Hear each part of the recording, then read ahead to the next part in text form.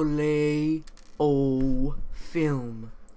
Today's dish: Grumpy Cat's worst Christmas ever. Who could have thought they made a movie out of a goddamn meme?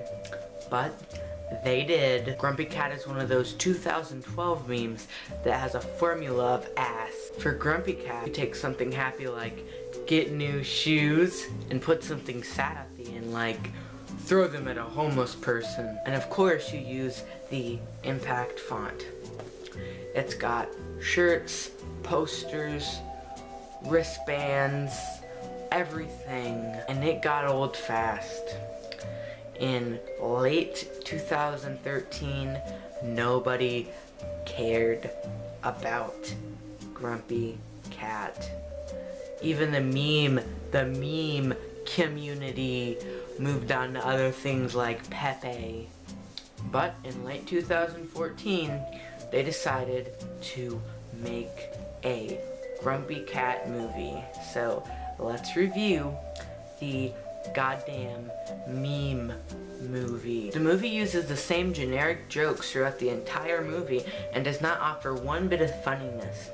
Even in the worst movie I've seen, The Oogie Loves and the Big Balloon Adventure, at least I laughed at its stupidity, but this movie, I laughed at nothing.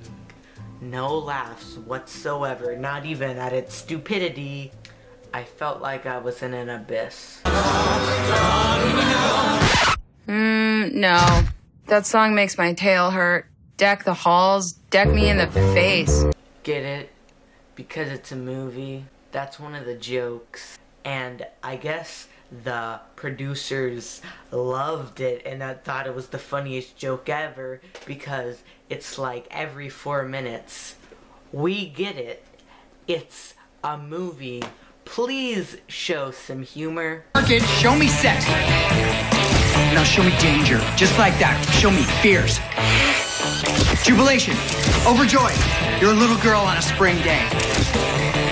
You know those shirts you can get where it's like emotions of Grumpy Cat and it's just a bunch of faces to the same thing with like captions of happy, sad, nice. It's very dumb. This is essentially the reenactment of those shirts. Another one of the jokes.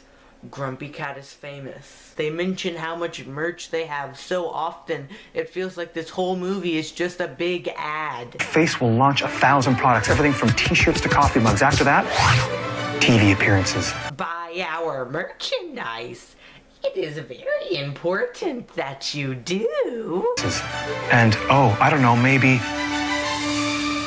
a Lifetime movie. Look at us, we're so meta. We're gonna make that moolah. The jokes are writing themselves. Like any of that would really happen. Me become an internet celebrity. To achieve the definition of this movie, look at the word subtle. Take the exact opposite of that word and multiply it by 500 times. You've got the definition of this movie. I mean, wouldn't I need to have some sort of talent like this guy?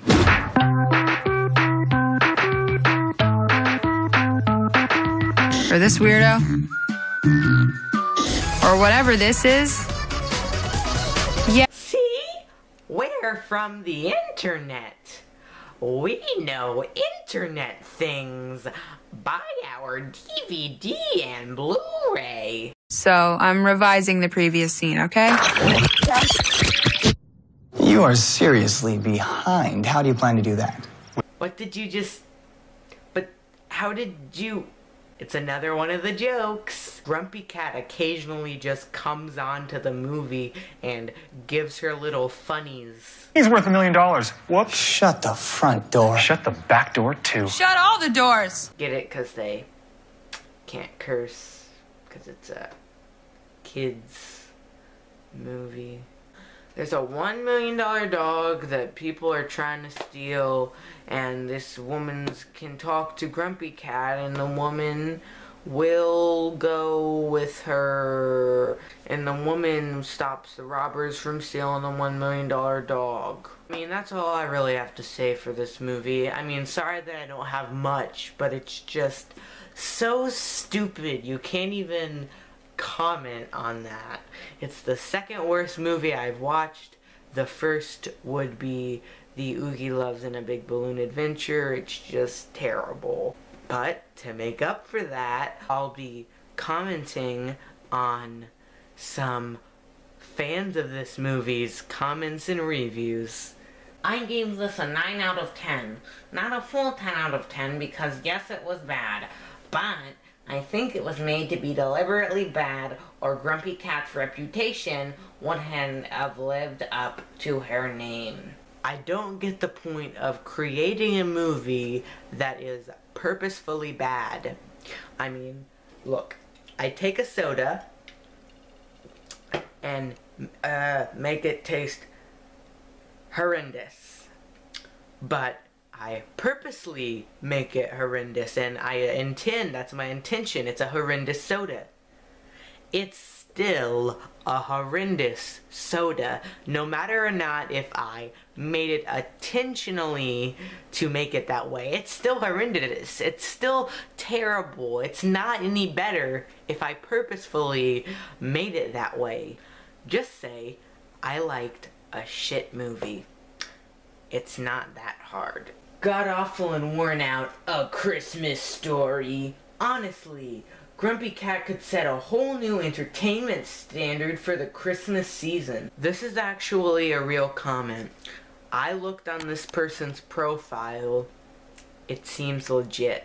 They think A Christmas Story is worn out and god awful, and they think Grumpy Cat should replace it. But judging by their spelling of God, they are probably a small child. Now, I'm not going to have an analysis of this review, but I'm just going to look at the title because it's honestly just so bizarre. Internet sensation Grumpy Cat has written a movie. They're making it out like Grumpy Cat, a cat, has written a movie, not just some people at Lifetime wanting to make a little moolah and they got the rights to use a cat in the movie. I love it and it's so cute and I love Grumpy Cat. I wonder if this person is above the age of 12. I wonder. I had a book fair at school and I bought like 10 books of Grumpy Cat and 2 posters, lol. Well, this is hard. I mean, I wonder if little Maddie B girl is under the age of 12. You know, Maddie B's girl. Okay people, slow down the vid was extremely excellent. Try to make it more like, so yeah.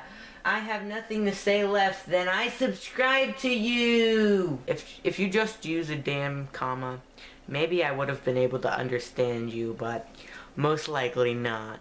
Can you repost it for more definition, please? Do that. Fans of this film are so they knew that that movie needed more definitions. And I never understood why people shorten the word you to just the letter U. If they did that, then why didn't they take the word for and just use the number 4?